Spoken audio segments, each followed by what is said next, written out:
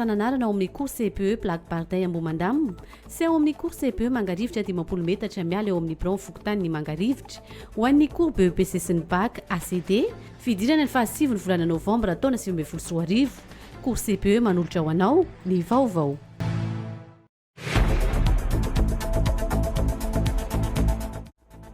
Ny lohateny vaovao. Simba avokoa ny asa manilan'ireo drakaka any Antsambingo sy Ambalamanga noho tsy fampin'ireo mpandray entana. Tapaka ny tetezana iray eo an-tanambaondrano lava lalam-pirenena faha-efatra nisy ny fidinana ifotony nataon'ireo tompon'andraikitra. Tovolahy mpanamboatra basy gasy iray no tratra niaraka tamin'ny basy miisa folo tamin'ny distrika Maintrano. Ny farana teo amin'ny andiany fahafito amby roapolo ny hetsika SSME na ny herinandro ny fahasalaman'ny reny sy ny zaza.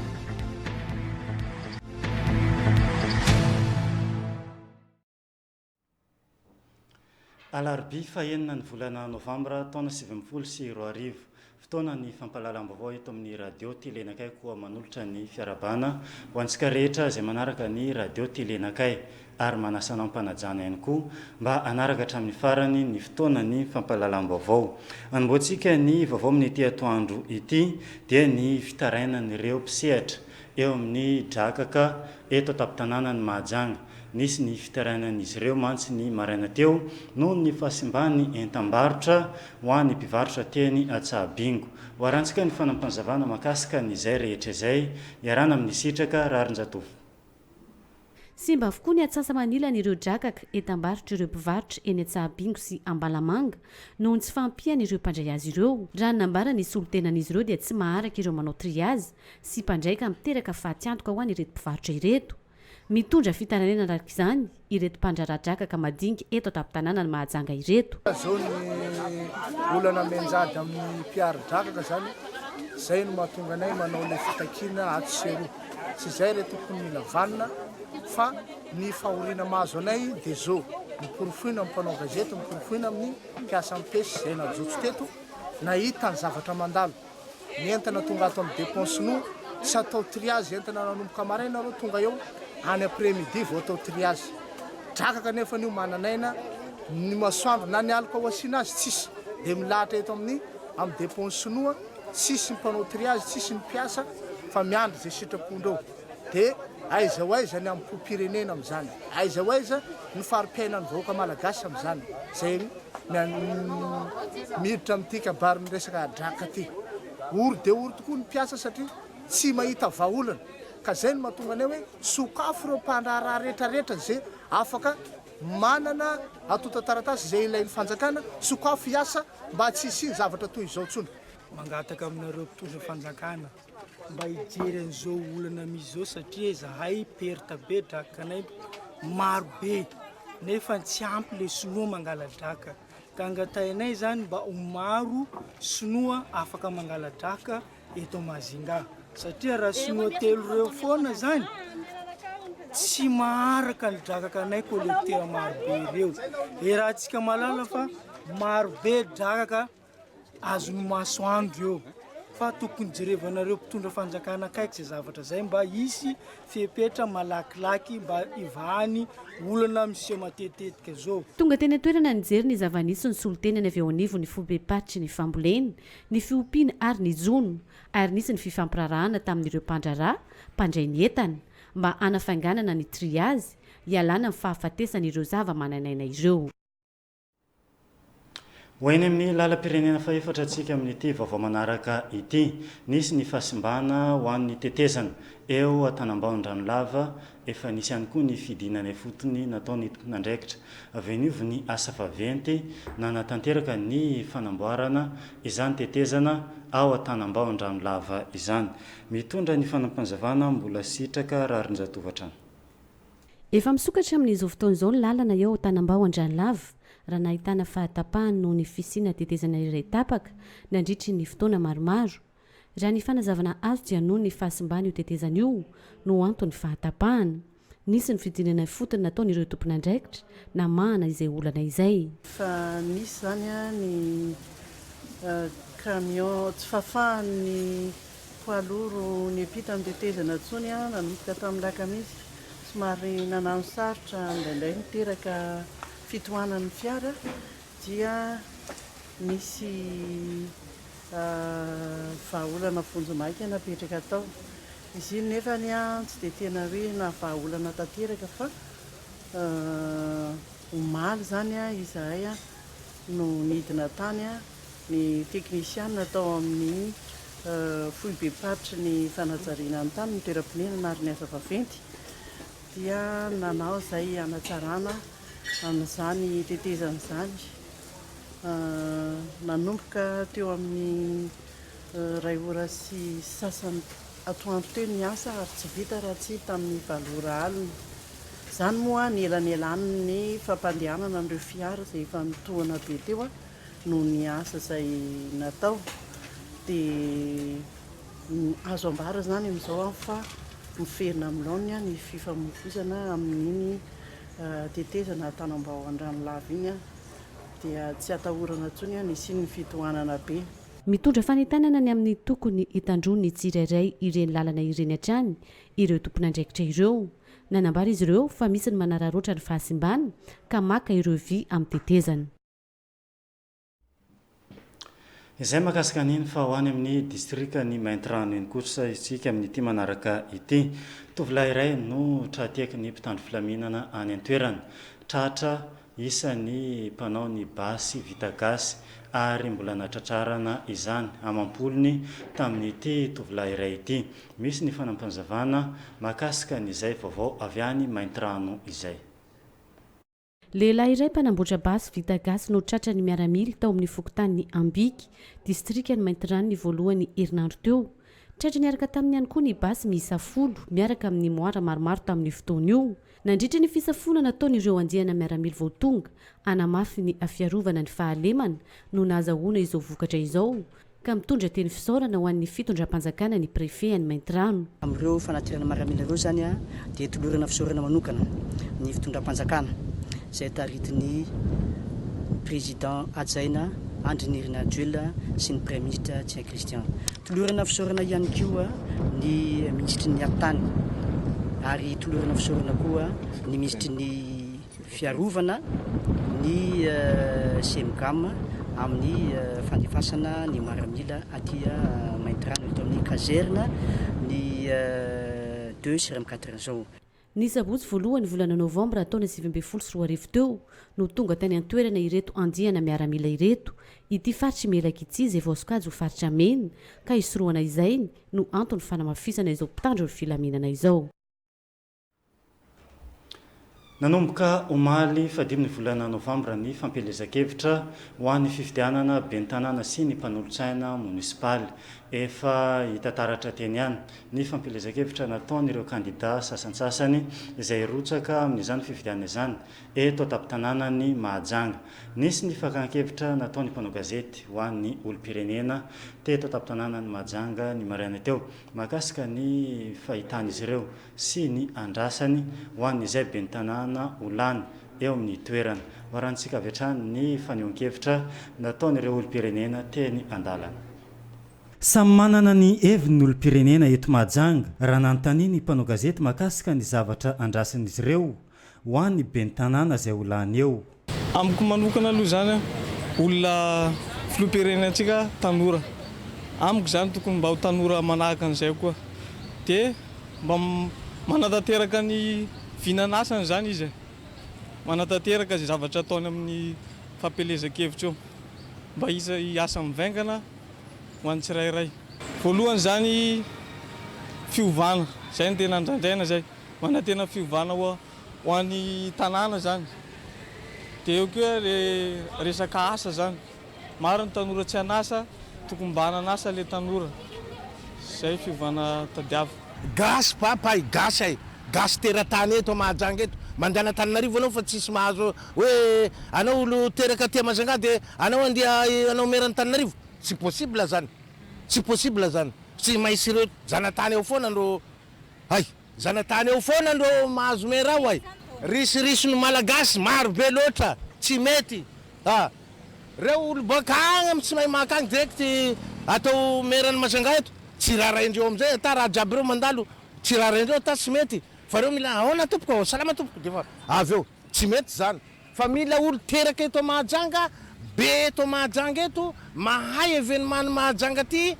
zay no olona tokony hitondrany be ny tanàna eto zaho zany zao mahazaka an'izany zaho raha ohatra ka no lanim-bahoaka fa za tsy lanim-bahoaka ary tsy manambola ilatsako candidat 25 millions lo tokony mahavita mampandroso tanàna ary mba mijery le social-mbahoaka koa zany tena marina aminazy zay zany olo mendrika tokony mba ho fiditsika eto Mahajanga eto andrasana am'izay mera ho an'ny tanànan'ny Mahajanga zany araka an'le fanampahantenana an'le filoham-pirenena zany mikasika le tanora indrindraindrindra zany le tsindriko manokana mikasika le usine zany tsisy asa zany ny tanora fa jereo akaiky am'izay ohatrany hoe sanka zany vina amin'ny filoham-pirenena tokony sokafana zay orinasa zay fa tena maro be zany le tanora am'izao ty tena tsy manana ny asa zany zay le tena mampalahelo ny Mahajanga zany raha ohatra hoe ampitoviana zany le any amin'ny province sasany zany na Mahajanga tena ohatra miavaka be mihitsy zany Mahajanga zany hatreto satria le tsindriko ihany ho an'ny tanora tena tsy asa hatreto dia mirona amin'izao zava-mahadomelina zao zany zavatra mahavariana ny tanora ka mangataka an'izay mera mba tonga ho amin'ny place eo zany mba hijery ny tanora eto boeny indrindraindrindra mihitsy zany raha amiko manokana aloha tokony be ny tanàna Mahajanga dia olona tokony hitsinjo ny sokajim-piainana vahoaka tsirairay avy zany hoe matsapa ny fahorian'ny vahoaka io ahoana sy ahoana vahoaka Mahajanga zany ary olo tokony ho zana tany ihany koa olona fa ela teto zany efa ny ela ny ainana teto dia mahafantatra ny toe-piainan'ny vahoakan'ny Mahajanga zany ahoana sy ahoana firy manan-karena firy mahantra firy ohatran'izao dia tokony ahoana no ampandrosoana zany sy hitsinjovana an'ireo vahoaka reo ny andrasako voalohany amin'ny lany zany dia fa tena andrasaka zany zao dia hoe programme manasa sy fanatanterana an'izay hoe ahoana sy ahoana ny toko omeny sy ny ho fanatanterana an'izay zavatra zay zany miverina amin'ny vahoaka ny fahefana ankehitriny ka anjara ny vahoaka indray no mifidy izay olona mety aminy eo amin'ny toerana izany be ny tanàna izany amin'ny 17 volana novambra izao no anaovana ny fifidianana efa nanomboka ny 15 volana novambra teo ny fampilezan-kevitra ary farana ny 15 volana novambra ho avy izao izay mahakasika an'iny fa vahiny voalohany ho raisitsika atao anatin'ny fampalalam-baovao amin'ity atoandro ity ny mpanohana ny candidat larana fahatelo Andriamatoa Yvon izay candidat irotsaka ho fidiana be ny tanàna ho an'ny commune Ambonivohitra Mahajanga ato ankavia Andriamatoa Rivo ato ankavana kosa Andriamatoa Henri izy ireo isan'ny mpiaradia amin'ny candidat larana fahatelo miarabanareo tonga soa eto amin'ny RTN miarabanao Andriamatoa Ardo anareo nisan'ny manohana ny candidat larana fahatelo tonga dia ametrahako fanontaniana avy hatrany hoe inona no naresy lahatra anareo anohana ny candidat larana fahatelo Andriamatoa Yvon voalohany indreo dia miaraba anao ato amin'ny mandraitra ny fampilezan-kevitra ary miaraba antigisiana sy miaraba mivoaka Mahajanga ihany koa dia misaotra ny Jehovandriamanitra raha mbola metononandro ahafandray manao zao fanetahana zao amin'ny voaka Mahajanga tsy haikely ny ahy efa teto tany ngapa tandray mandeha ary sy tamin'ny volana rovolasa zay efa teto amin'ny stanso tany teny hoe endrikendrika tokony ho be ny tanàna tamin'izay dia nanjan'izay misy fanontaniana tamiko hoe ilatsaka be tanàna avy ianao sa anoana olona dia zao mbola tsy fotoana zao fa efa tonga le fotoana tsy maintsy teo ihany ka dikan'izany amin'izao fotoana dia mahatapa-kevitra ny tenanay anoana olona atao be tanàna ka raha any amin'Andriamatoa Rakotovoarozy Yvon ny antefa ny fitiavany eritray dia noho nitanay fa mendrika amin'izany toerana zany izy amin'ny mahatanora azy amin'ny manitra-kefa na any amin'ny commune ary fantako tsara satria nitonao tao ny tenako mety atafavoaka ny olana izay misedra ao amin'ny rehetra na amin'ny commune na fitantanana ankapobeny zany surtout Andriamatoa Rivo mijery antsika ny candidat larana fahatelo inona ny tena hitanao hoe ampiavaka azy amin'ireo mpifaninana aminazy amin'ity fifidianana ty ny tombony ho anazy zany mamelona ny fiarabana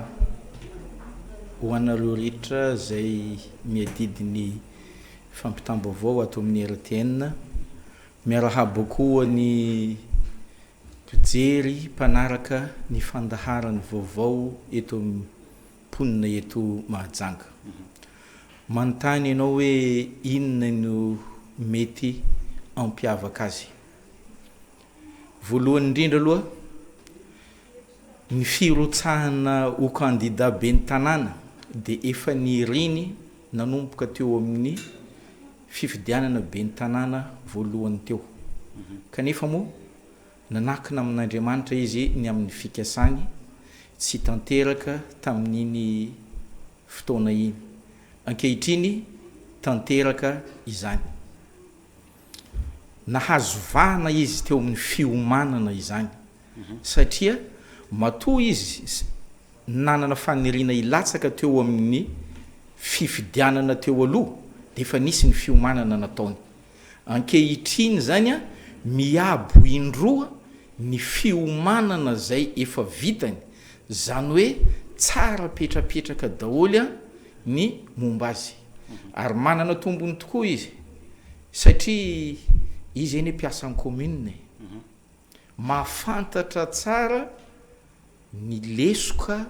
ny tokony arenina, tokony amboarina, tokony atao ao anatin'ny fitondrana sy ny fiarah-miasa amin'ireo mpiasan'ny commune ireo. Faharoa manarakaraka an'izany, tsy tokony misy atahorany olona no nitondra izy tao amin'ny chef comptable, zay ny toerana misy azy ankehitriny. Zany hoe fikirakirana vola ny amin'ny fandaminana rehetrarehetra izany. Ny an'olona aza tafavoakany ka maika indrindra ve ny azy anana ny tombony daholy izany rehetrarehetra izany. Etsy an-daniny eo amin'ny heriny mbola mahatanora azy izay efa tanora tafiditra ao anatin'ny fahamatorana. Matoa izy vonina efa ao ny fahamatorany ary efa nahazo vahana mialoha izy ka tsy misy atahorana mihitsiny zany ny momba ny aminy fefa tsara petrapetraka daholy ny lamina rehetrarehetra amin'ny tondrany ny tanàna ny Mahajanga. Ary eto zany dia manambara fa tsy manandrana izy fa tena vonina ary vonina ny andray ny fandresena matoa sa ny latsaka amin'izao fifaninanana candidat ho ben'ny tanàna izao. Ka izay fananany risy-tsaina, risy-po ary fahavononana izay izay natonga anay nanapa-kevitra anoana azy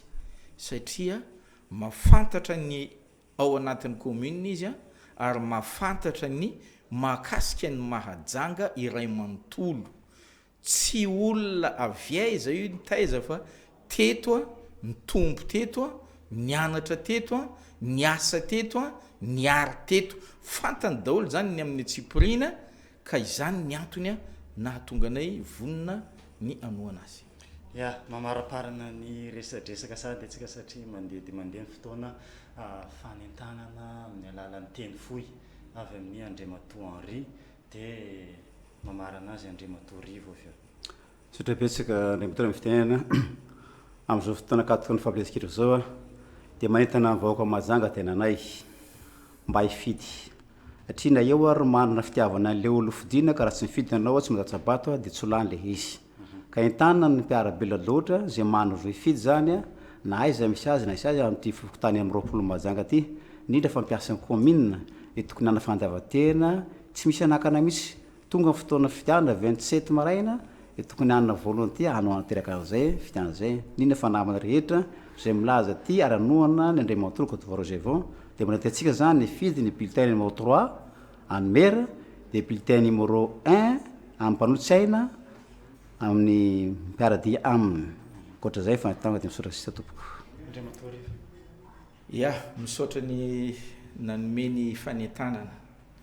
Mampatsiahy kely aho any mpiasan'ny commune Mahajanga ambony vohitra.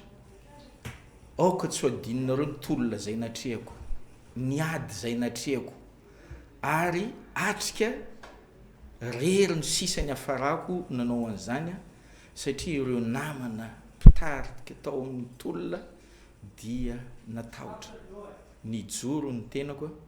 koa azadinonareo a ny zavatra niatra tamintsika ny zavatra nahazo atsika tao amin'ny commune misarika ihany koa aho a nivoaka ny Mahajanga mba fantatrareo ihany fa nanana didy eo amin'ny resaka sotoavana mahamalagasy petraka amin'ny maray aman-dreny ny tenako ary nitarika ny vahoaka itya ny amin'ny masotoavana malagasy itya matony safidy ny tenako nakato dia fa nisy ny teny fanarana ary efa ao koa ny fahavononany a koa manentana antsika vahoaka eto Mahajanga mba andatsabato ho an'ny maire Yvon numéro 3 azadino nefa fa ao ny conseiller numéro 1 fa lany maire izy ny conseiller tsisy dia mora foana ny manadaboka azy ka na numéro 3 maire numéro 1 conseiller dia angatahana amintsika voaka amin'ny Mahajanga andatsabato an'izany misaotra mialoha tokoko ya dia ankasitrahana ianareo amin'ny rahalahy mianaka Andriamatoa Rivo sy Andriamatoa Henri isan'ny mpiaradia amin'ny candidat larana fahatelo Andriamatoa Yvon amin'ity fifidianana ben'ny tanàna ho an'ny communauté tonga teto amin'ny RTN nitondra ny fampifantarana sy ny fanentanana mankasitraka anareo izay ny amin'iny fa naraka filazana vetivety antsika dia miverina ato anatin'ny fampahalalam-baovao.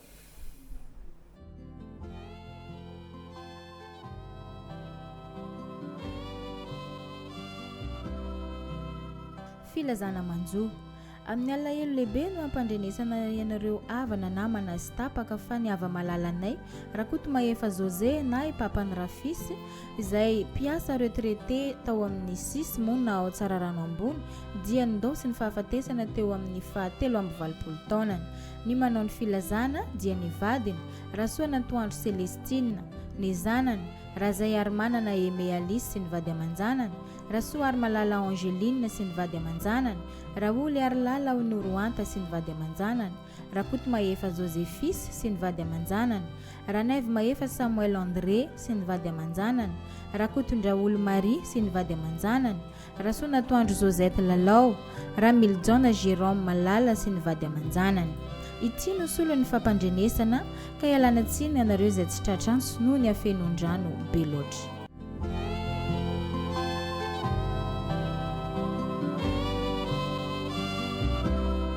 filazana manjo amin'ny finoana sy fanantenana ny fitsangana ny tena amin'ny maty no ampandrenesana fianakaviana fa nantsony ray ody any aminy tamin'ny talata alina fa 5 volana novambra 2024 teo amin'ny 7 taonany ny ava malalanay Razafina Antoine na Henri papany Ruffin na i papa Befleur ny razana dia iretatory ao amin'ny trano fonenany lo 96B Villa Befleur antany Masaja Avaratra ity no solo ny fampandrenesana ka ialana tsiny indrindra ho an'izay tsy tratra antso no ny afenondrano be loatra ny manao ny fampilazana moa dia ny vady aman-janany ny zafikeliny ny zafiafiny ary ny fianakaviana rehetra. Filazana fa tapahan-jiro ny sampandrarah miandraikitra ny jiro eto amin'ny orinasa Tsirama Mahajanga dia mampandreny be sy ny maro fa noho ny asa maika tsy maintsy atao dia ho tapaka ny jiro ny alakamisy fa 7 ny volana novambra taona 2024 manomboka amin'ny 9 ora maraina ka hatramin'ny 12 ora atoandro amin'ny ireto toerana lazaina manaraka ireto Mahavoky Avaratra, Ambondrina, Andovinjo ary Tsararivotra. Ny jiro dia mety hiverina alohan'ny fotoana voatondro ka ankaviana isika hihevitra azy ho tony tsy ho tapaka. Avis de coupure d'électricité, le service électricité de la Tsirama Mahajanga informe ses abonnés que par suite aux travaux urgents à effectuer, l'électricité sera coupée le jeudi 7 novembre 2019 de 8h à 12h dans les quartiers ci-après, Mahavoky Avaratra, Ambondrina, Andovinjo et Tsararivotra. L'électricité pouvant être rétablie avant l'heure prévue, la Tsirama prie son aimable clientèle de considérer ces installations comme étant toujours alimentées.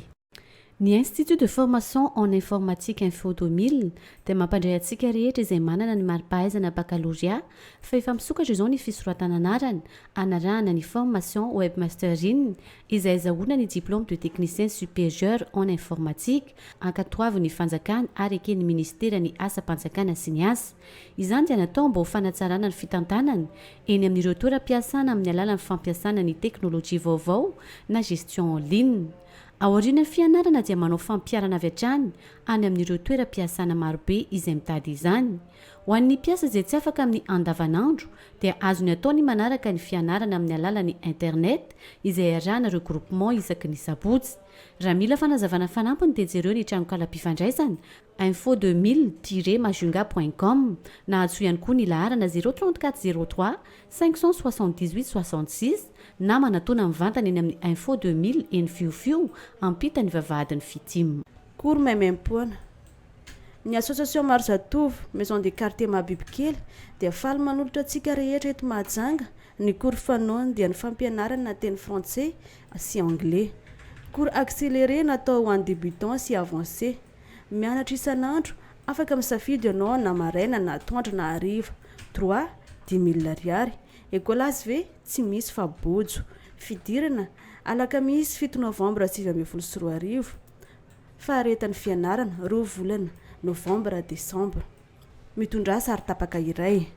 Marina fa io 3,000 ariary io ihany efa hahafahanao mianatra français sy anglais miaraka mandritra ny 2 volana be izao. Ary mahazo certificat koa ianao amin'ny farany fianarana kanefa misy ny examen alohan'ny izarana certificat. Mpampianatra efa manana traikefa nandritra ny taona maro. Ngaza ihany misy koa ny fampianarana informatika eny fa na dia ireo izay mbola tsy mahalala mihitsy aza tongava fa vonina nampy anao izahay. Tsisy écolage fa 3,000 ariary ihany dia efa hahafahanao mianatra informatika mandritra ny 2 volana be izao. Aza misalasala ary fa manatona misoratra anarana any amin'ny Maison des Quartiers Mabibikely fa efa misokatra ny fisoratana anarana. Filan-kevitra 032 76 666 20 na 033 08 976 77 na 034 66 331 93. Ararota fa tsy ho hitanao n'aiza n'aiza eto Mahajanga izany.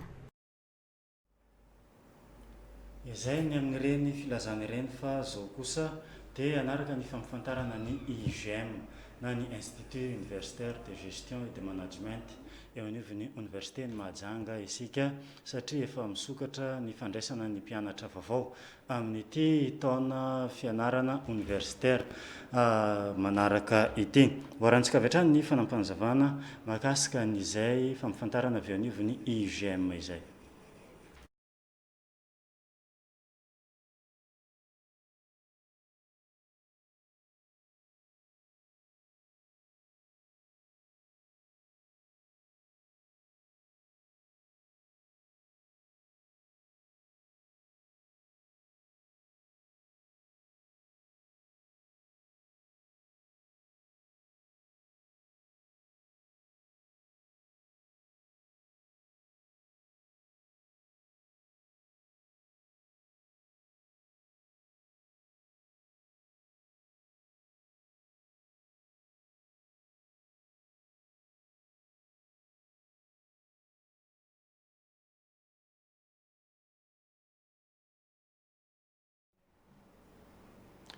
Ialana tsiny noho ny tsy fihetezana ara-teknika mahakasika n'iny fampifantarana avy anivon'ny IGM iny ao anatin'ny fandaminana ny teknisianina dia ho averina antsika eto ihany amin'izao atoandro izao raha toka efa miverina milohany ny feo ho an'ny sary. Zao tsika dia anaraka vetivety ny hetsika ataon'ireo fiombonam-be ny mpanakanto eto atapy-tanàna ny Mahajanga amin'ity alina ity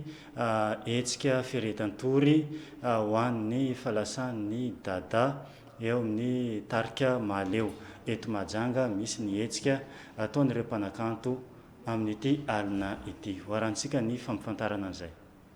Amin'izao andro manjombona, andro malahelo ho an'ny tarika maleo zao dia ny falasana ny dadaravelona zany dia indreto zay artiste ty eto Mahajanga zany mitondra ny fanentanana mitondra ny teny firaisakina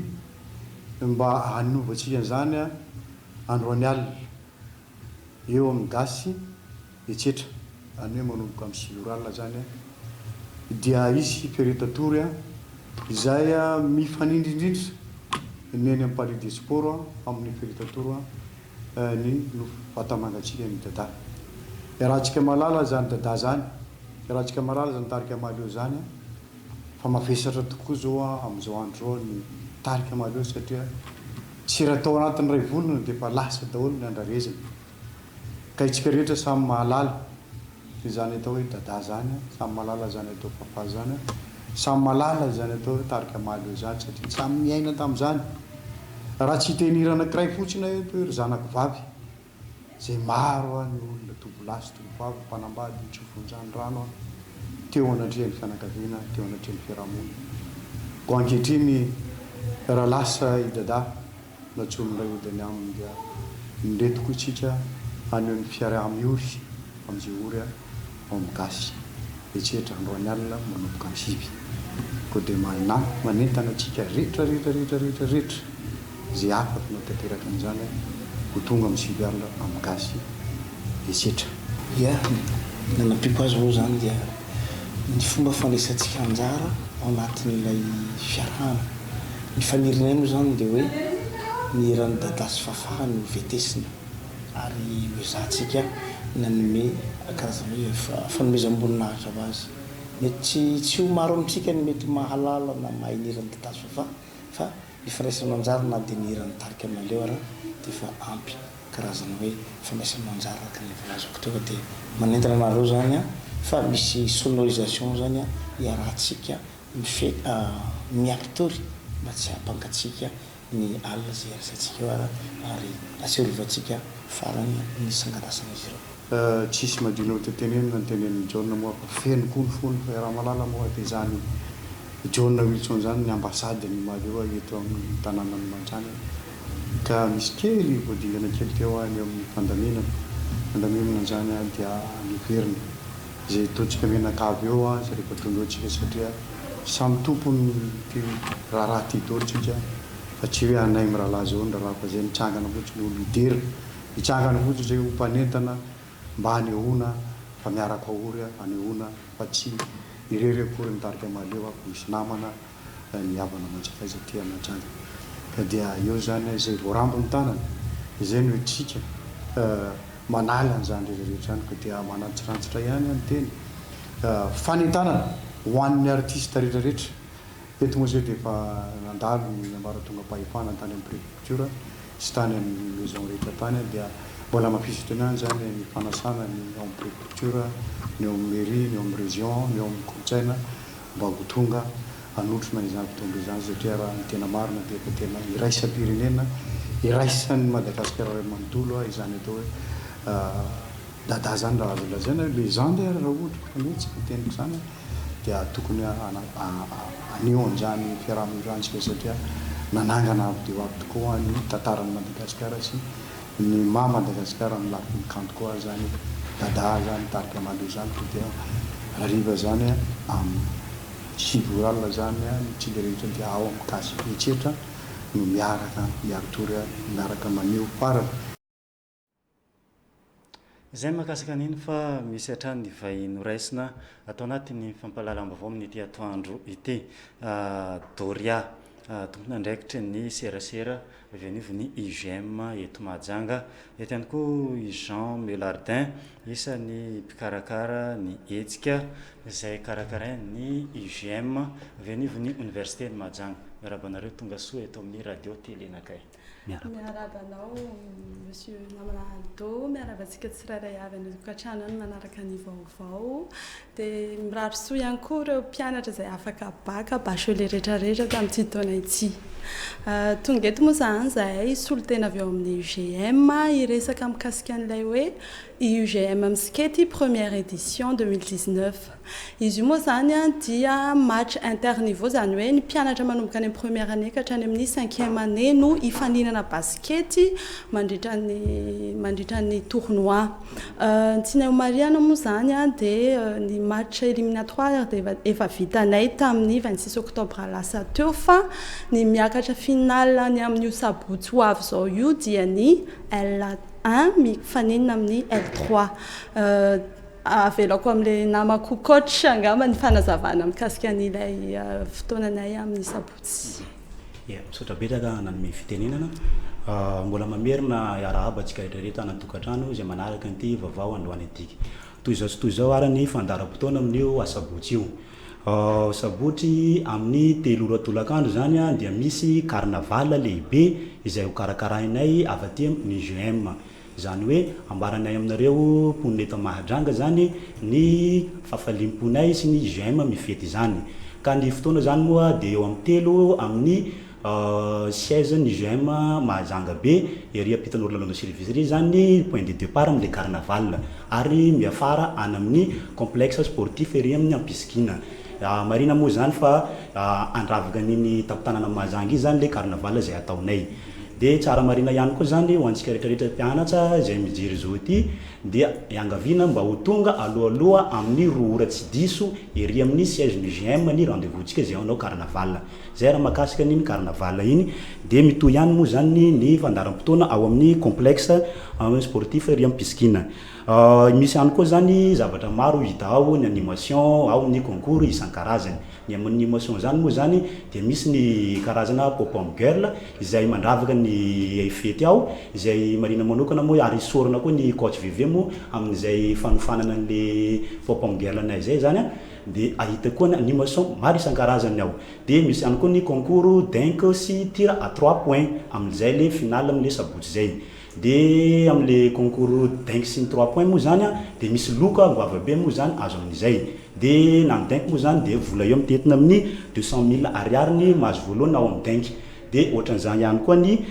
mitira 3 points mahazo vola 200 000 ariary na 1 million de francs zany ny loka azo amin'io. Dia mitohy ihany ny lanonana antsika dia misy ihany koa ny match de gala izay iarahana amin'ny mpianatra sy ny mpandraharaha izay ato amin'ny UGM amin'ny université ny Mahajanga. Zany hoe mifanena zany ny mpianatra sy ny mpampianatra ary mpandraharaha ato aminay ato amin'ny UGM. Dia mamarana azy moa zany le tena match final izay nendasantsika araka teny namana tato moa zany ny L1 sy ny L3 ireo moa zany ny nanao final an'le basketball. Dia ny loka amin'iny moa zany namana Aldo tsara fatarina moa zany fa tena lokana goavambe mihitsy izy io satria ho an'ny mivoaka mpandresiny moa zany dia vola mitetina amin'ny 1 million d'ariary ny coupe azo amin'io na 5 millions de francs. Zay sy zay angamba ny fandaharam-potoana antsika amin'io sabotsy amin'io le 9 novembre io. Azadino amin'ny 3 ery amin'ny 16 UGM ny fiangana amin'le carnaval. Fa ho antsika mponina ny Mahajanga sy ny rehetrarehetra izay tia basketball ary ihany koa ho anareo tsy voatery mpianatra amin'ny UGM ihany ery amin'ny complexe Ampisikina amin'ny 10 ora tsy diso efa manomboka ny rehetrarehetra ny programme zay. Amintsika ny Dorian angamba ny mamarana ny resadresaka amin'ity atoandro ity fanentanana ho an'ny mpanaraka antsika amin'izay. Voalohany indrindra moa zany a dia misaotra betsaka izahay ny président ny université namelanay karakaran'izao hetsika izao ary indrindrindrindra koa ny directeur ny UGM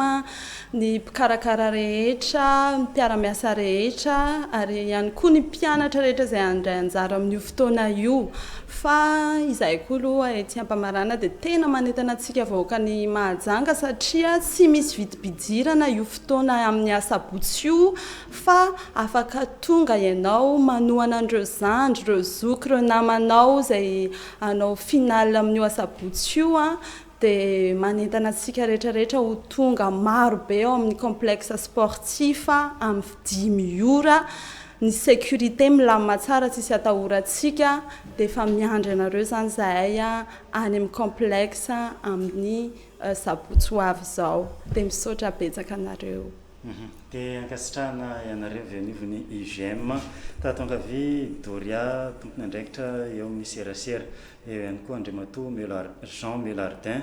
isan'ny mpikarakara nyity hetsika karakarainy UGM eto Mahajanga ity ankasitrana ianareo nitondra ny fampifantarana teto amin'ny radio telenakay izay ny fandraisana ny vahiny fahoarantsika kosa ny fampifantarana nyzany UGM avy eo anivony université ny Mahajanga izany efa vonina ny sary sy ny feo.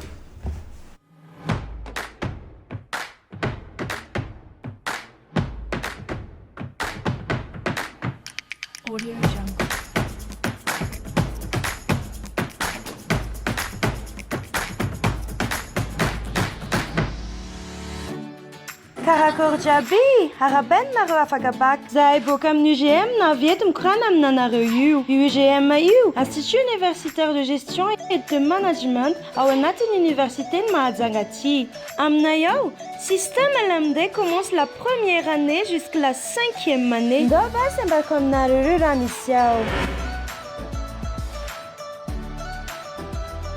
ewa basi ambarako atsika jiaby raha hitatsika amin'ny niveau licence io mahita atsika finance et comptabilité ressources humaines marketing et communication ndraiky management aveo koa atsika mbo mahita commerce international atsika mbo mahita koa ny économie générale koranesiko jiaby teo reny afaka idiratsika toute série raha koa mbo mety technique abasy anao mavia aza mavozo izay am tsy mialonjafo ama mbo tsy izy jiaby zany mbola misy raha tsara matsiry mampiavaka naneneny tiaty basy anao koa nafaka bac scientifique boko anao tiaka bac informatique safiky mety tsara aminanao neny taraiky ty tsy zany fa informatique de gestion na koa PGI zany hoe logiciel de gestion intégré tsy ambelanao mazoknakay amin'ny UGM misy jusque niveau master ao misy parcours maro afaka isafidiananao finance d'entreprise comptabilité contrôle et audit ao koa misy marketing et communication ny gestion d'établissement hospitalier koa tafiditra anatin'izany io géance io la gestion établissement hospitalier zay resako anao io afaka anaovanao formation à distance nay basy misy raha afa koa ambarako anao koa fa nahazo licence tamin'ny école afa tagny aminay ato misy master tsara lobolobon'ny androlo jiaby misy MBA microfinance banque et assurance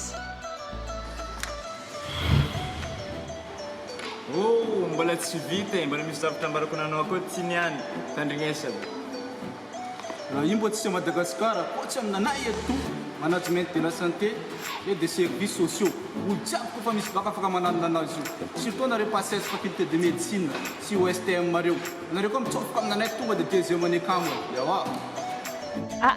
aminanay ato école tsara boko manjary koa resaka fampianarana io tsy atahoranao fampianarana aminay ato manara-penitra ata loatra koa resaka diplôme zany koa diplôme ara-panjakana boko anaka ata mavozo ana boka lavitra ana tsy very aminay ato misy association mpianatra maro io tsy mialonjafo sa karakory ewe basy anao mahay bako amin'ny UGM ato tsy vitany kabariky bos io to fa ato koa mbo mitaiza amin'ny kabariky sport ao ahitanao football basketball handball zaka jiaby tianao jusque volley kokoa io tsy vitan'izany tsara ho hainao koa ato misy concours de danse concours musique zaka jiaby talentanao jiaby afaka asehonao ato bako ino koa andrasanao tongavanao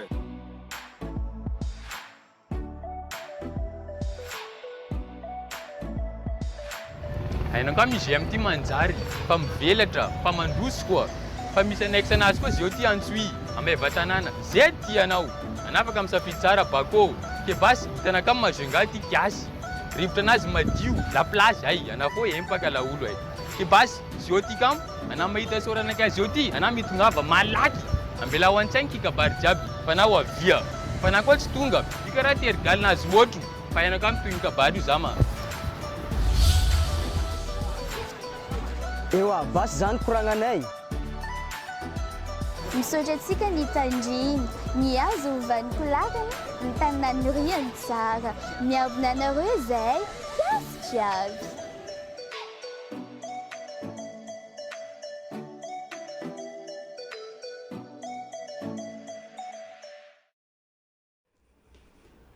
izay mahakasika aniny fa ho arantsika manaraka izao ny famerenana ireo filazana izay voaray teto amin'ny radio telenakay.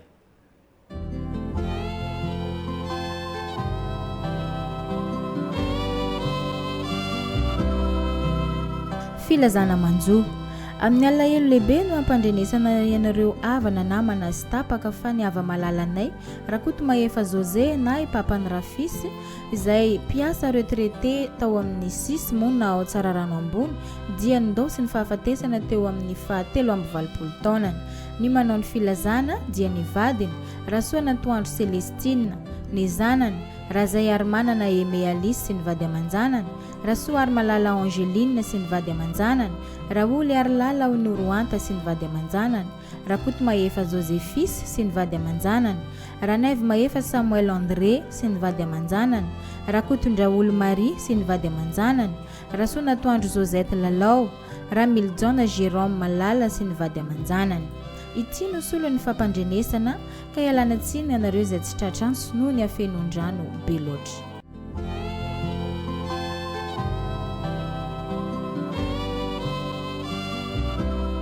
Filazana manjo amin'ny finoana sy fanantenana ny fitsangana ny tena amin'ny maty no ampandrenesana fianakaviana fa nantsony ray ody any aminy tamin'ny talata alina 5 volana novambra 2024 teo amin'ny 7 taonany ny ava malalanay Razafina Antoine na Henri,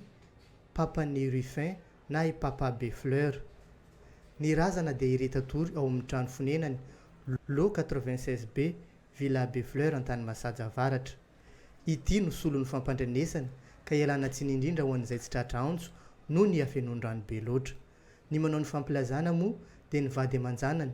ny zafikeliny, ny zafiafiny ary ny fianakaviana rehetra.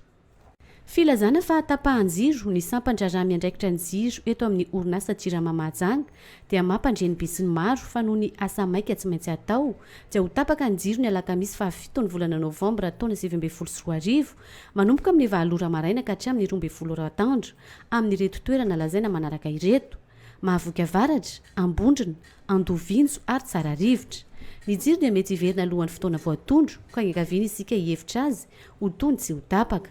Avis de coupure d'électricité, le service électricité de la Jirama Mahajanga informe ses abonnés que par suite aux travaux urgents à effectuer, l'électricité sera coupée le jeudi 7 novembre 2019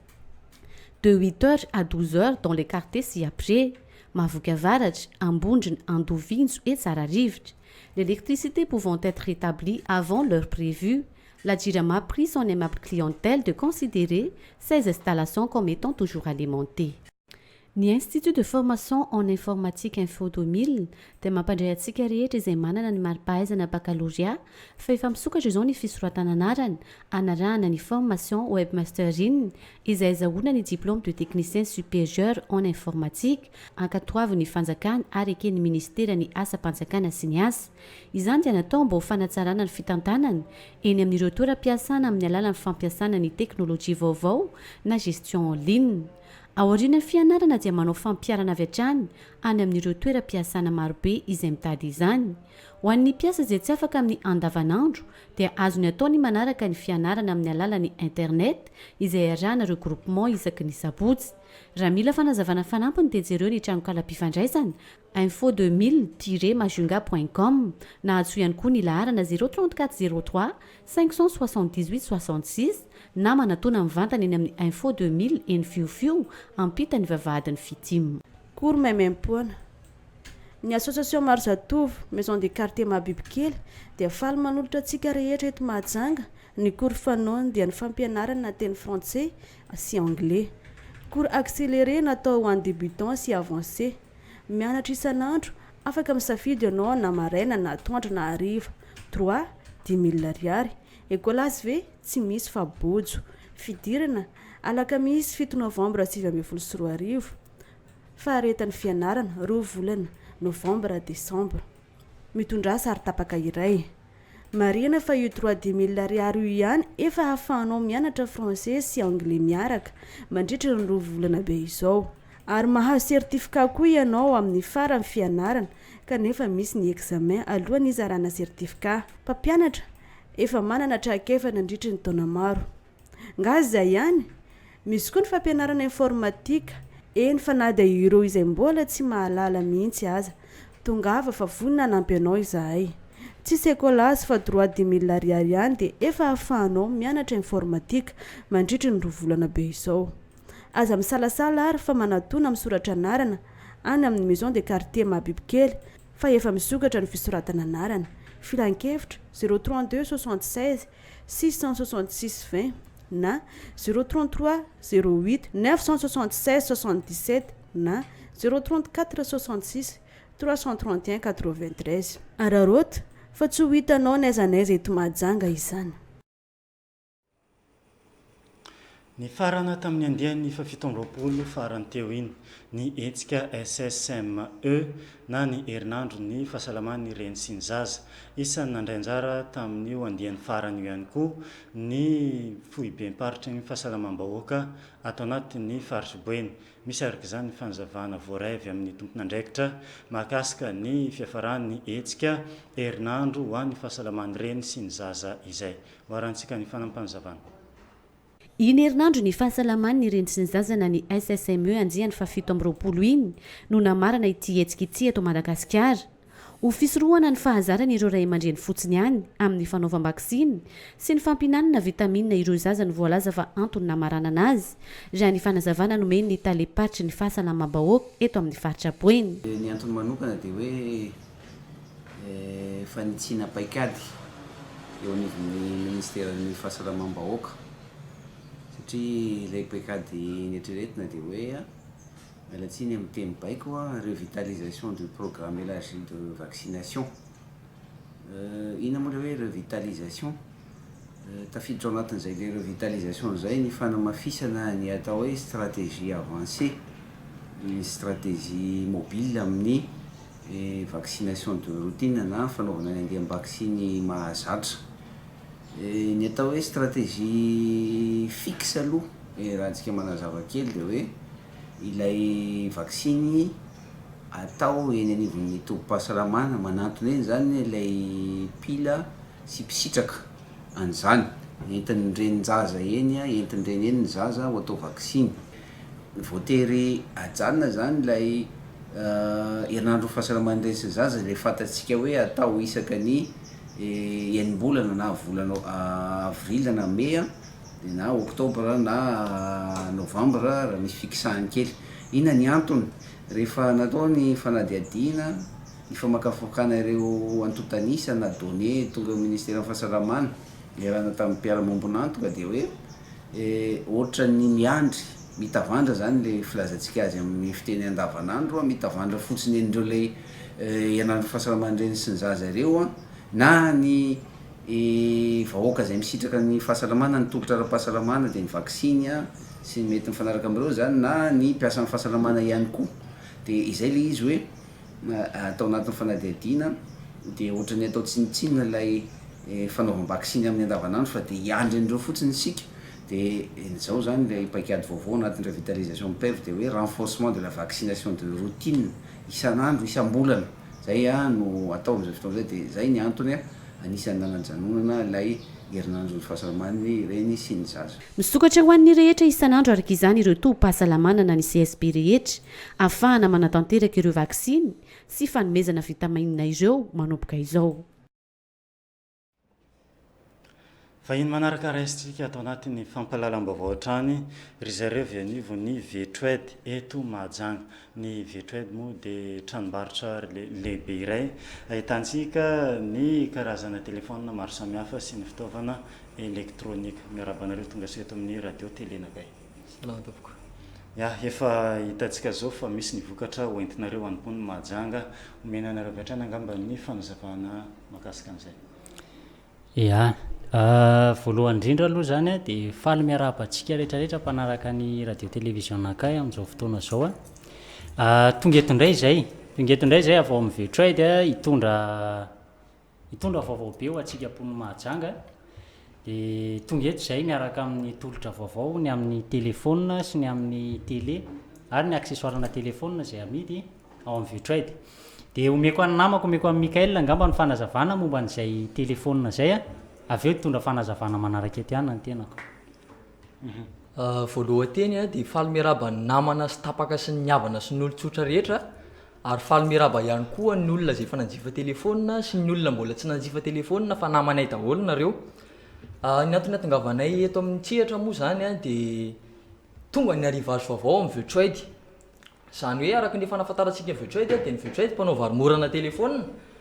ka zany hoe nyreo arivazy vaovao reo mety mieritreritra nareo hoe ny arivazy amin'ny fotoana misy arivazy dia mety hoe lafo foana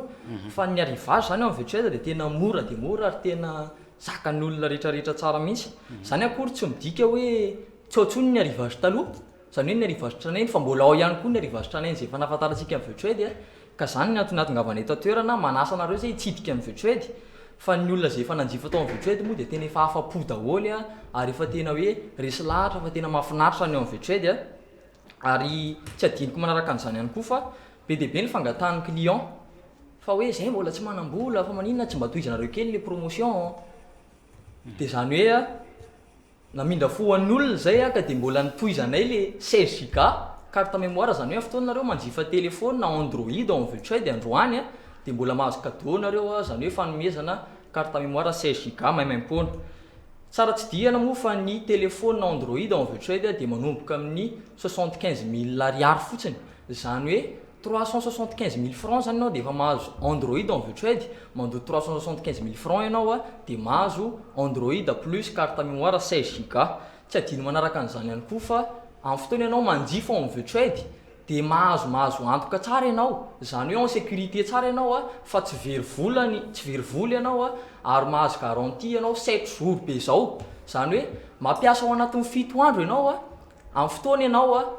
mety hoe misy tsy metimety kely le telefôna na défaut d'origine dia miverinao amin'ny Virtuaid ianao dia soloana vaovao ny telefôna anao ao anatin'ny enim-bolana kosa zay dia manao ny antsoina hoe service après vente zany hoe manampy anao foana zay amin'ny fotoana mety hoe vaky ohatra ny écran anao ao anatin'ny enim-bolana zay tsy maka vola aminao fa kosa ny hoe vidina piesy ny alohanao amin'ny Virtuaid miko anamana ny fidinenana manaraka fa ny tanana avy hatrany angambany fa ohatran'ny efa lasalasa ny fotoanatsika aiza ny toerana misy ny Virtuaid inona ny mampiavaka anareo fa ny tanana ho an'ny mpanaraka atsika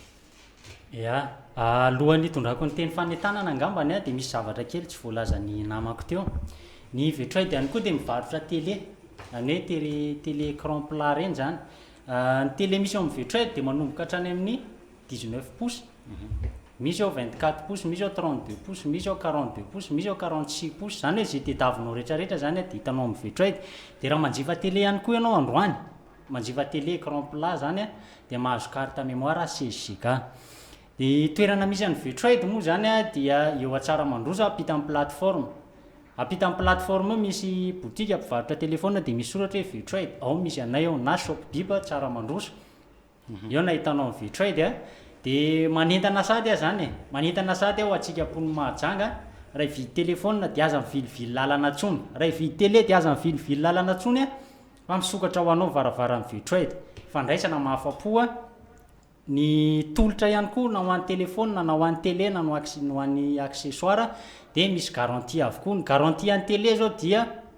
3 mois 3 volana be zao ny garantie raha manjifa télé ianao ao amin'ny Virtuaid zay no anentanako atsika hoe raha hividy aza mivilivily lalana tsony tokana ny adressintsika ao amin'ny Virtuaid tsara mandroso manentana atsika hitsidika an'izany Virtuaid zany dia ankasitrahana ianareo mitondra an'izay vokatra avy anivony Virtuaid eto atapy-tanàna ny Mahajanga ao Tsaramahandroso ampita ny plateforme no ahitana izany toeram-pivarotana izany ankasitraka anareo tonga teto amin'ny radio telenakay toko izay ny fandraisana ny vahiny fa misy ihany koa ny fampifantarana hoentin'ny Eric Manana isan'ny mpanakanto malagasy no afantarana azy hoarantsika izay fampifantarana izay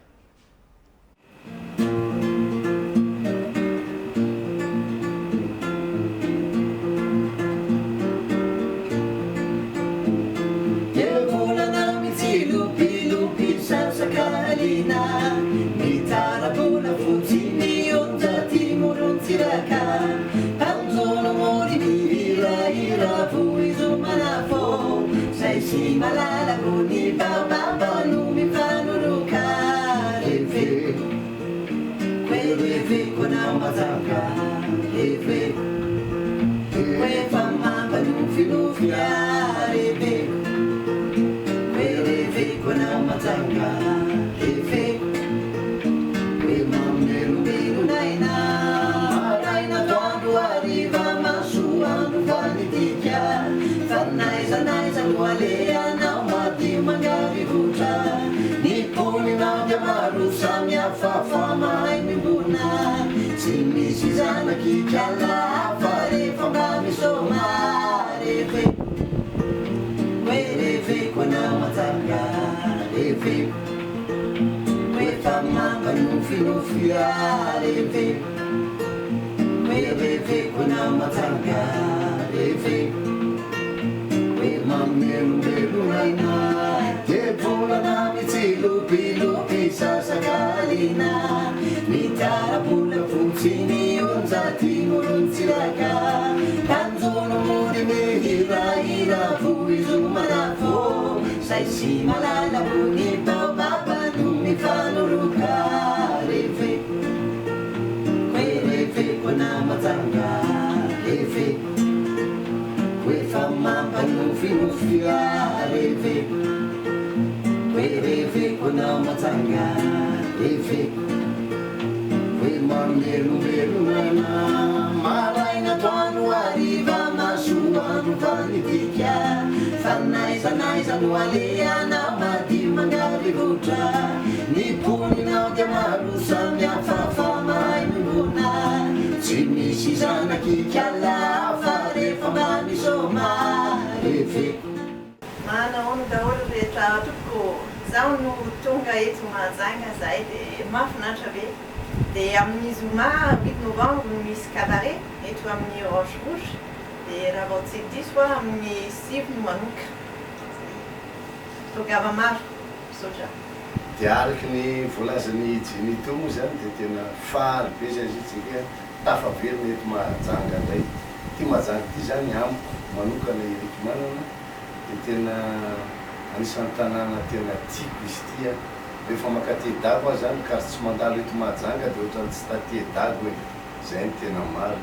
ary zay ny antony namolonaka am'le hoe reveko ianao Mahajanga iny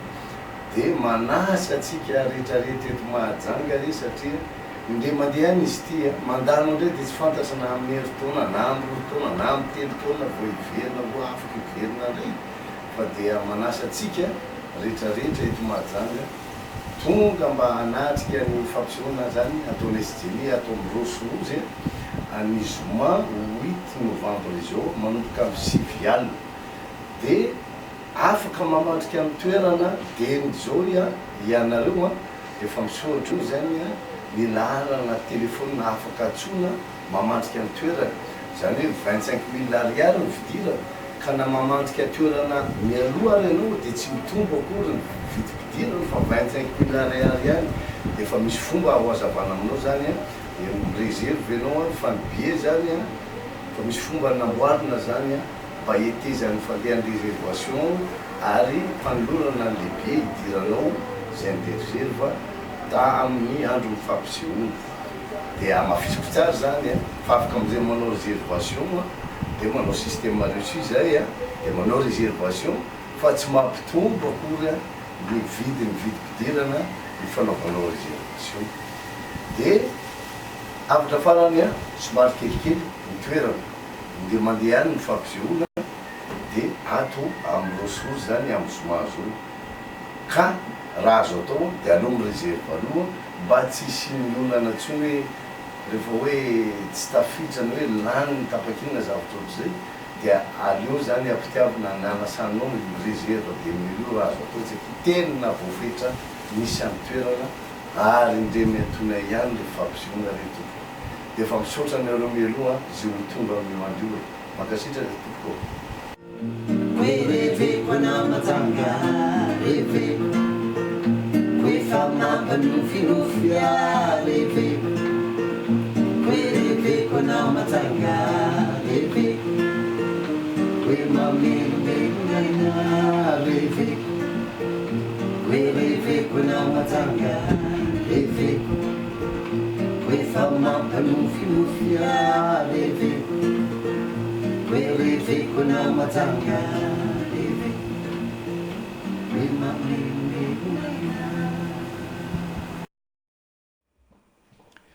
izay ny tsara ho fantatra noentiny Eric Manana amin'ny hetsika izay ho karakarain'izy ireo eto atapy-tanànany Mahajanga fa miverina lefa eto ny filazana izay voaray tamin'ity atoandro ity.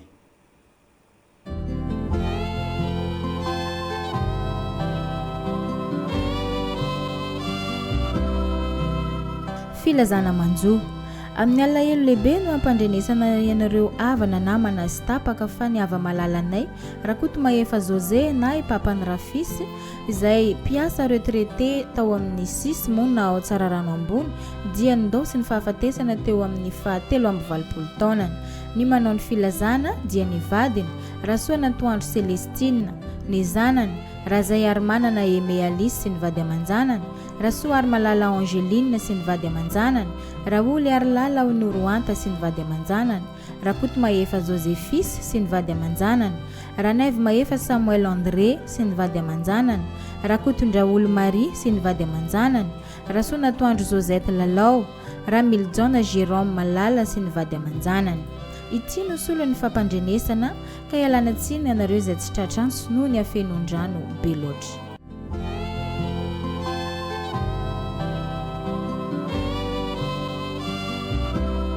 Filazana manjo amin'ny finoana sy fanantenana ny fitsanganana ny tena amin'ny maty no ampandrenesanay fianakaviana fa nantsony ray ody any aminy tamin'ny talata alina fa 5 volana novambra 2024 teo amin'ny 77 taonany ny ava malalanay Razafina Antoine na Henri, Papa ny Ruffin na i Papa Befleur. Ny razana dia iretatory ao amin'ny trano fonenany Lo 96B, Villa Befleur Antany Masaja Avaratra. Ity no solo ny fampandrenesana ka ialana tsiny indrindra ho an'izay tsy tratra antso no ny afenondrano be loatra. Ny manao ny fampilazana moa dia ny vady aman-janany, ny zafikeliny, ny zafiafiny ary ny fianakaviana rehetra.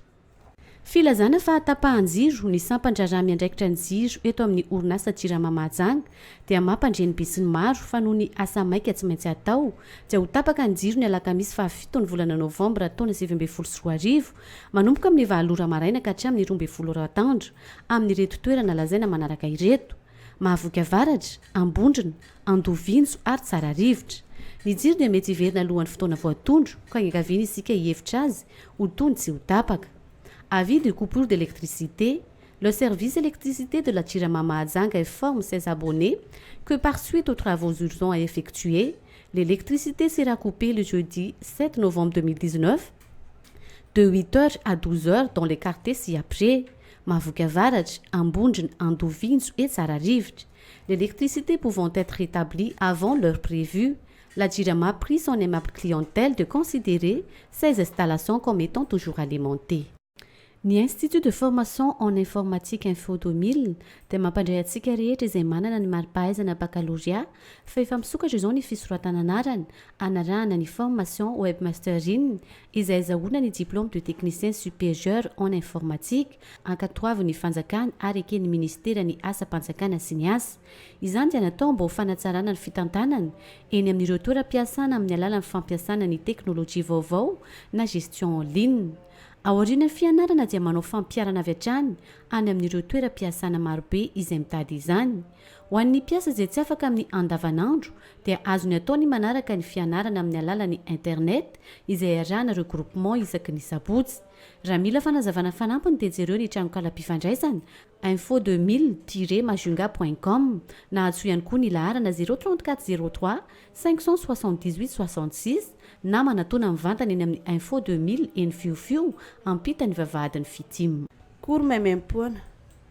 Ny association maro zatovo maison de quartier Mabibikely dia faly manolotra antsika rehetra eto Mahajanga ny kory fanaony dia ny fampianarana teny français sy anglais.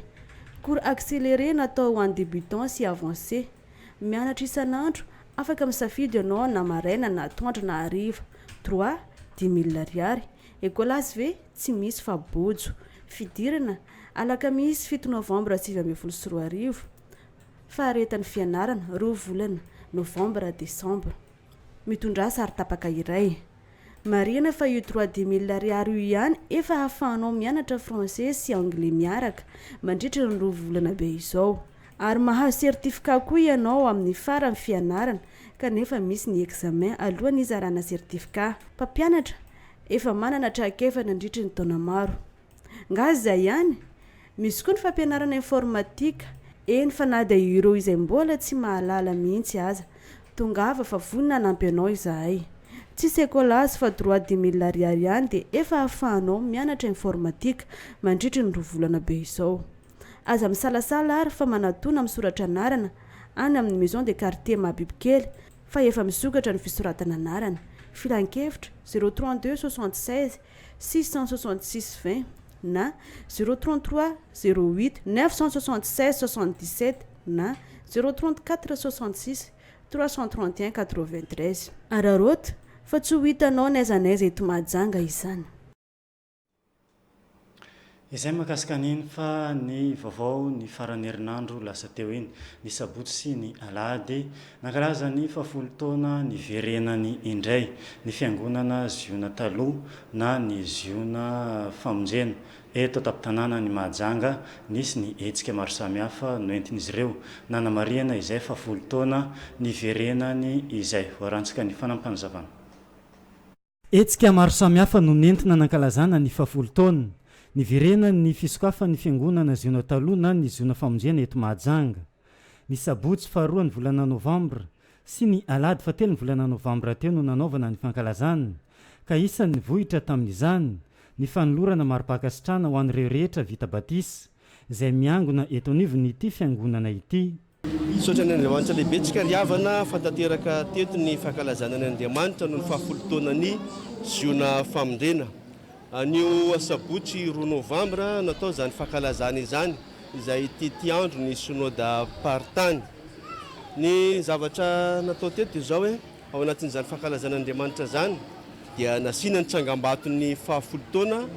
dia ny fanatsarana ny altara masina izany ary isorana ny tompo fa tamin'izao ezaka izay natao zao dia tratra ny tandrona isorana ianareo isam-pitandremana ianareo isam-batan'olona ary indrindra ny kristianina eto amin'ny fitandremana ziona famonjena na afahana na tratra izany tandrona izany izay ny amin'ity asabotsy ity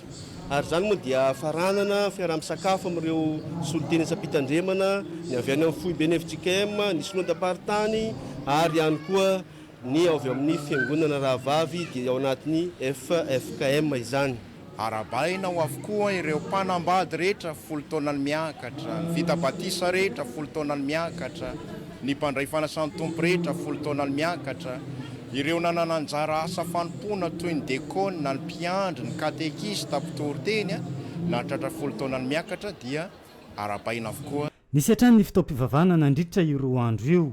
tao anatin'izay ihany koa nisy ny fiaraha-misakafo no tanteran'ireo mpiara-mivavaka rehetra avy anivon'ny fiangonana ziona taloha na ny ziona famonjena eto Mahajanga. Efa ao anatin'ny vanim-potoana ny fampelezakevitra tanteraka antsika amin'izao fotoana izao amin'ny fifidianana ben'ny tanàna sy ny mpanolotsaina munisipaly eto atapy-tanàna Mahajanga sy manerana nosy misy ary ny fampifantarana hoentin'ny antoko tiako Madagasikara izay isan'ny nanolotra kandida ihany koa amin'ity fifidianana ho ben'ny tanàna ity hoarantsika.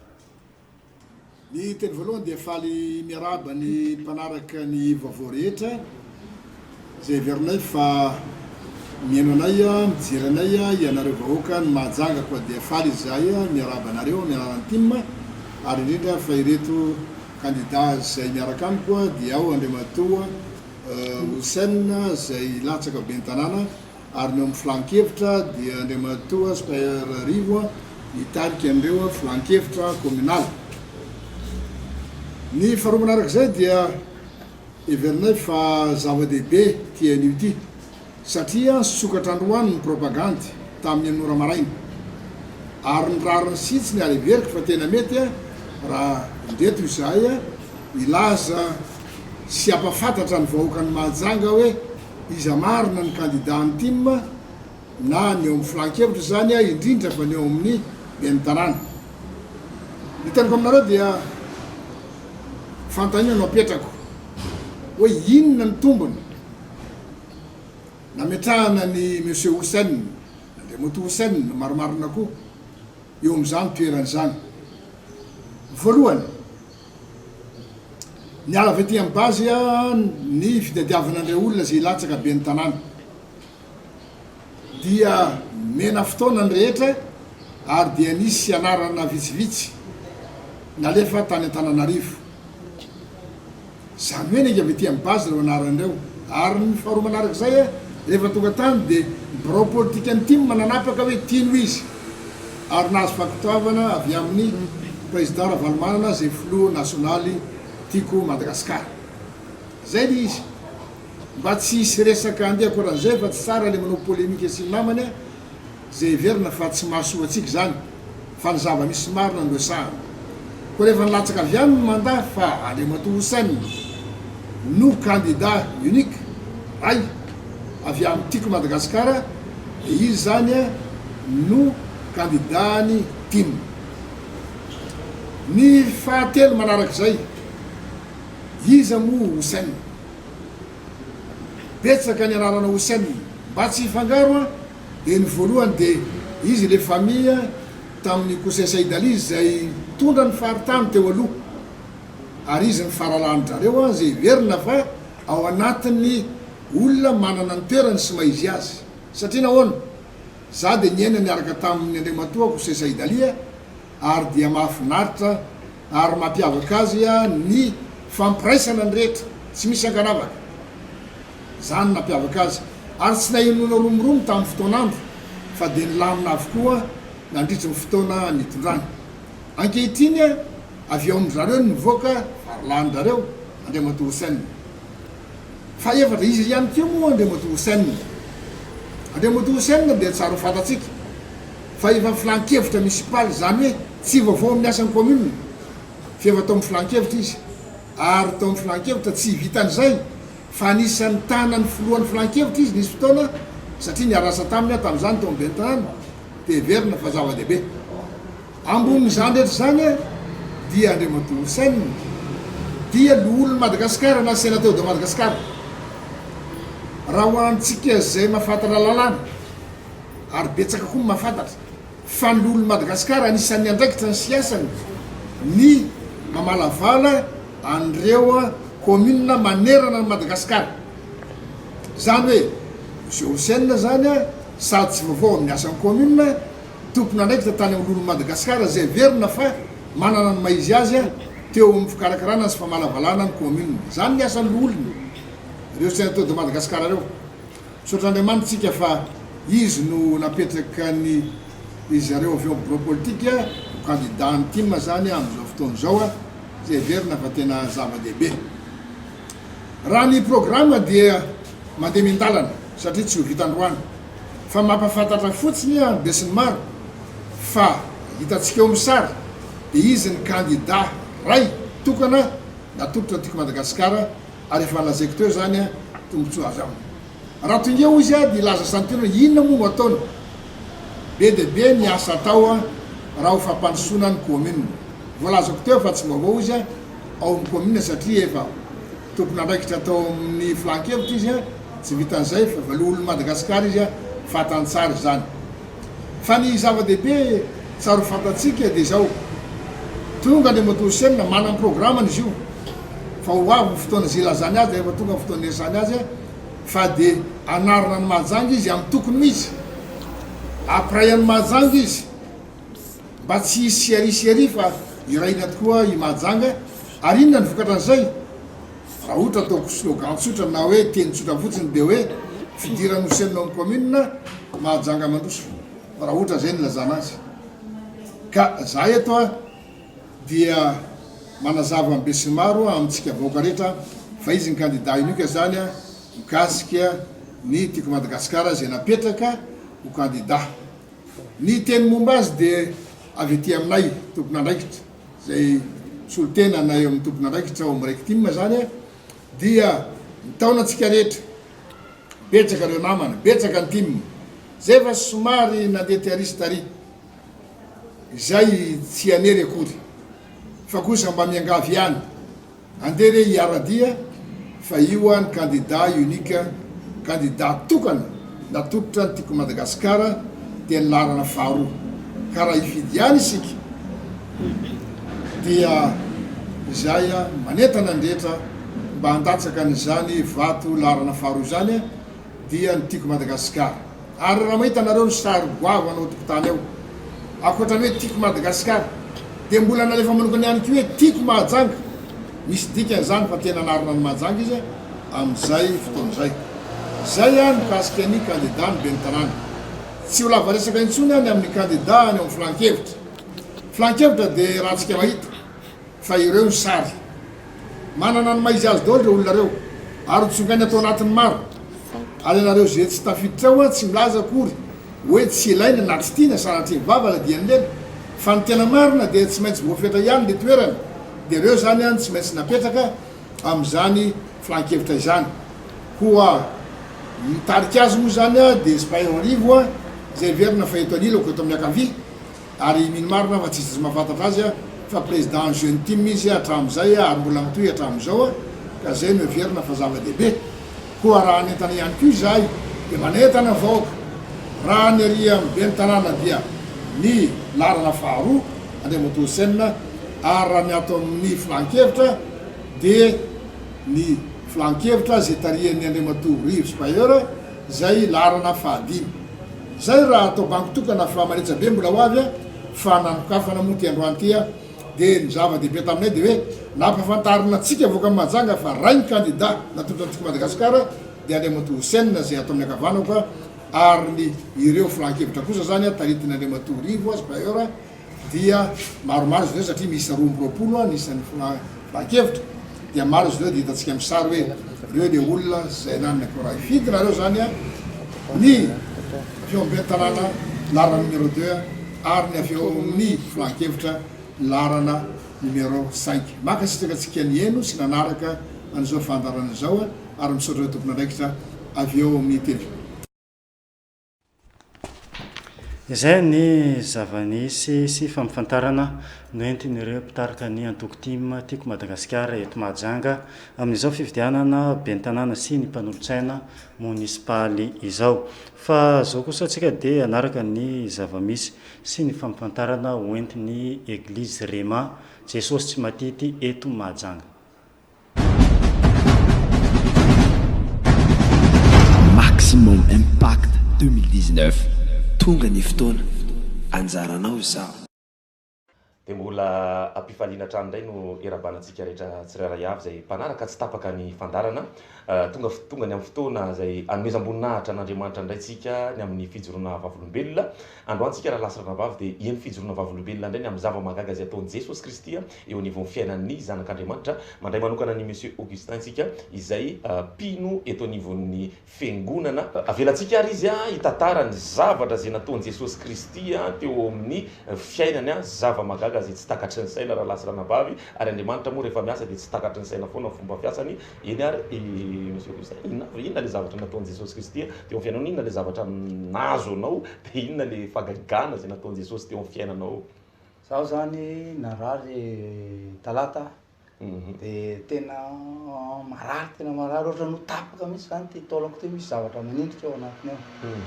dia tsy tafavavaka zaho zany talata iny dia rehefa alarobiny zany zaho ohatra misy zavatra manaraka anao mandao mivavaka dia nandeha rehefa tonga tany zany zaho nametrahana tanana dia lasa velona be le kakazo tao anatiny tao nihetsiketsika be izy dia mipotsiko foana dia efa elaela iny zany tokony tamin'ny sasakala iny nahazo plasy izy ohatra nidina zay fa le kakazo zany tena hoe ohatran'ny biby velona reny mihitsy zany le kakazo dia nivavaka zany nivavaka sika narainandro mitera mipetraka kely zaho za nandohalika iny zany ka izy misy maniraka ana zany mandoly dia za nandohalika iny zany raha iny nijotsona andeha tany izy dia lasa zany andeha ladosy hoe andeha WC zaho ohatrany hoe popotra zany zaho am'le izy dia nandeha zaho kandro izy io kakazo ohatran'iny aben'le kakazo tao anatiny tao avy eo mbola misy atodiny kely anankiroa koa atodiny kely anankiroa niboakaboaka ao dia iny zany voaziko ndraiky fa nialina le zany vavaka iny zany azay moa ka mahazo le torohevitra hoe mivavary fa misy zavatra maty de vava antsona daholo io zany tena hoe nanafaka zany jesosy efa agagana be fa ay raha misy kakazo ohatran'iny zany voatelina tsy ho tafavoaka mihitsy zany kakazo zany fa andriamanitra mahay zavatra fa agagana lehibe tena natao andriamanitra tany za zao sitrana tsy mararirary mihitsy azo tena sitrana tanteraka mihitsy na le tato raha tsisy zavatra marary ty taolana ty asaiko tapahana mihitsy ange ty taolana ty zany tena marina fa raha tapaka zany ty tavela tao izy de zay vita fa tsara zany le fametrahanao tanana de tena naafaka ana mihitsy izy voninahitra ho an' Jesosy Kristy rery any raha lasy ranavavy zany hoe somary anapiky kely le zavatra voalazany fotsiny zany hoe izy moa de pino eto anivon'ny fiangonany ary ny zavatra nahazo anazy zany de zavatra ohatrany somary mystère satria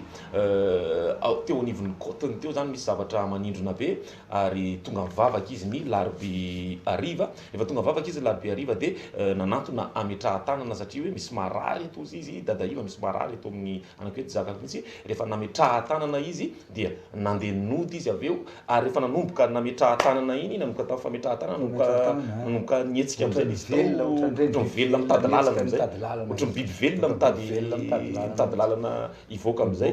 tsy nisy nafantatra hoe kakazo ny tao anatiny tao tsy nisy nafantatra hoe hazo ny tao anatiny tao raha lasa ranabavy fa rehefa nametrahan-tanana zany ary mino fa nisy herin'andriamanitra tsy takatra ny saina niasa tao ambadiky le izy ary noka nitady lalana mivoaka le biby tao zany ary le biby am'zay rehefa ivoaka de hazo le izy mivoaka avao rehefa mivoaka taty amin'ny fanaovana maloto moa le izy zany mivoaka ary rehefa nivoaka le izy de misy karazany ohatrany isy atody kely ny anankiroa ohatran'izao koa ny be ohatran'izao be de fe iny lohany iny zany marangitra feno raha misy raha le lohany iny izy anankiroa popo za re ohatrany natarana rehefa mivoaka izy de aveo za de namontsy fandrina za de ny vavaka nisotra to de tsisy zavatra hoe eniko tsony zany na raharary taniko afaka so zany zao sitrana tanteraka afaka tanteraka ianao zao raha lasa ranabavy entsika ny fijoroana vavolombelona am'izao fotoana zao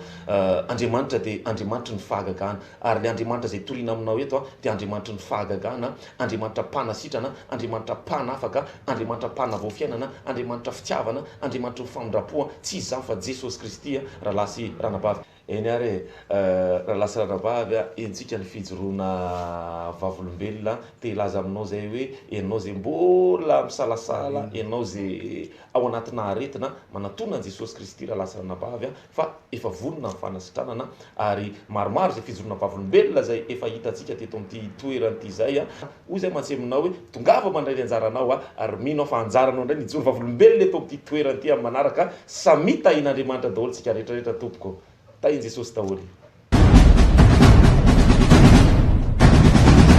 Maximum Impact 2019 tonga ny fotoana anjaranao za